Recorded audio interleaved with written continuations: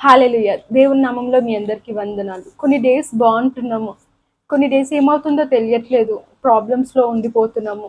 కొన్ని డేస్ అంతా బావుంది. నా ఫ్యామిలీతో బావుంటున్నాను. హ్యాపీగా ఉంటున్నాను. మళ్ళీ ఏమవుతుందో తెలియట్లేదు. ప్రాబ్లమ్స్. కొన్ని డేస్ బావుంటున్నాను. నా హెల్త్ బావుంటుంది. మళ్ళీ కన్సిక్యూటివ్ డేస్ ఏమవుతుందో తెలియట్లేదు. హెల్త్ ఖరాబ్ అవుతుంది. ఎందుకిలా జరుగుతుంది? కొన్ని డేస్ అంతా బావుంది. నా లైఫ్ బావుంది అన్న నెక్స్ట్ మూమెంట్‌లో ఏమవుతుందో తెలియట్లేదు. మొత్తం అప్స్ అండ్ డౌన్స్‌ని నేను చూస్తున్నాను. కొన్ని డేస్ లాభాన్ని చూస్తున్నాను. కొన్ని డేస్ నష్టాన్ని చూస్తున్నాను. చాలీ చాలని లైఫ్‌లో చాలీ చాలని ఆదాయంతో ఉంటున్నాను. ఎందుకిలా జరుగుతుంది? దేవునికి నా పైన కోపంగా ఉందా? లేదా దేవుడు నా మొరని వినట్లేదా అన్న భయంతో ఉన్నారా? అసలు ఏమవుతుంది నా జీవితం?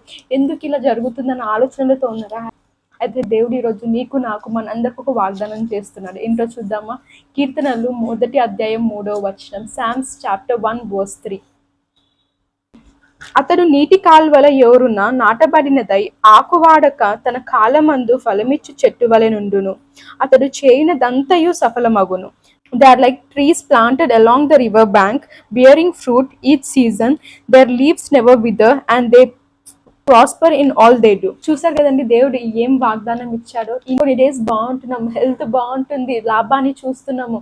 మళ్ళీ ఏమవుతుందో కాన్సిక్యూటివ్ డేస్ ఫెయిల్యూర్ని చూస్తున్నాం, నష్టాన్ని చూస్తున్నాం, బాగుండట్లేదు, ప్రాబ్లమ్స్, ఎందుకు ఇలా జరుగుతుంది అని. కానీ దేవుడిచ్చిన వాగ్దానం చూసారా? మీరు నీటి కాలువల దగ్గర నాటబడిన చెట్టు వలె ఉండబోతున్నారంట. మనము ఒకసారి ఆ చెట్టు గురించి చూసినట్లయితే, ఏవైతే రివర్ బ్యాంక్స్ దగ్గర నీటి కాలువల దగ్గర ఉన్న చెట్లను చూసినట్లయితే ఎప్పుడు కూడా దానికి ఏ కొరత ఉండదండి.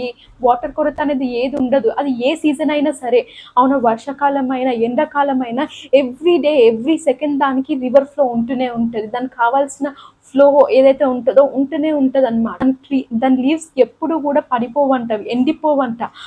అలా ఈరోజు దేవుడు మనకి వాగ్దానం ఇస్తున్నాడు. ఏంటంటే నిన్ను నన్ను అలా పెట్టబోతుందంట. ఇన్ని డేస్ ఒక సీజన్లో నువ్వు బాగున్నావేమో, నెక్స్ట్ సీజన్ ఏమవుతుందో తెలియట్లేదు, ఫెయిల్యూర్ని చూస్తున్నావు కదా. అయితే ఇప్పుడు నువ్వు ప్రతి సీజన్లో అది ఏదైనా సరే నీ దగ్గర లేదా నువ్వు వర్క్ చేస్తున్నావా లేదా దాంతో సంబంధం లేదంట.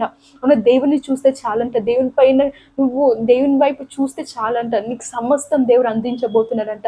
అది ఏ సీజన్ అయినా సరే, నువ్వు ఏ బాధలో ఉన్నా సరే, నిత్యము. ఇంకొక మాట ఉంటుందండి, అతడు చేయనదంతయు సఫలమగును. ఇన్ని డేస్ కొన్ని నువ్వు సక్సెస్ అయినావేమో, కొన్ని ఫెయిల్యూర్గా చూస్తున్నావేమో, కానీ ఇక్కడ నుంచి నువ్వు చేయన ప్రతిదీ కూడా సఫలమే చూస్తావంట. చేసిన ప్రతిదీ కూడా నువ్వు సక్సెస్నే చూస్తావంట. ఇక్కడ నుంచి నీకు ఫెయిల్యూర్ అనేది ఉండదంట. దేవుడు నిన్ను అలా బ్లెస్ చేయబోతున్నాడు.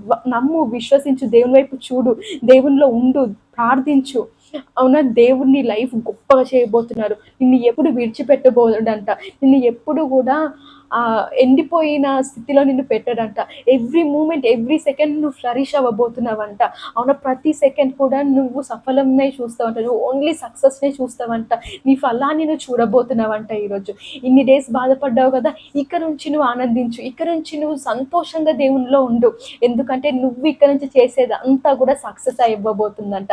Amen. God bless you all.